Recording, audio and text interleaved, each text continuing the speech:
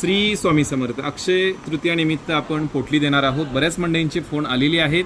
तर पोटलीमध्ये काय राहणार लक्षात घ्या, 5 गोमती चक्र राहणार आहेत. लक्ष्मीचं प्रतीक म्हणून याचं विधी आहे. त्यानंतर 5 कवड्या राहणार आहेत. त्यानंतर लाल गुंजा, पांढरी गुंजा आणि काळी गुंजा अशा गुंजा 3 प्रकारच्या राहणार आहेत. त्याचबरोबर तपकिरी कवडी अतिशय महत्त्वाची आहे.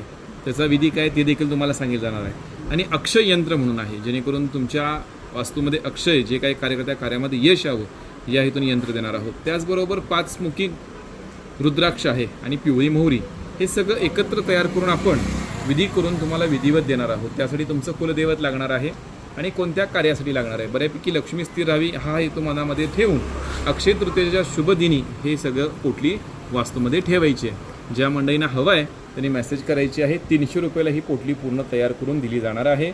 बाहेर जर कोणाला लांब लागत असेल तर अगोदर सांगायचं आहे, कारण अक्षय तृतीय दिवशी एक विधी आहे तो मी तुम्हाला पाठवणार आहे.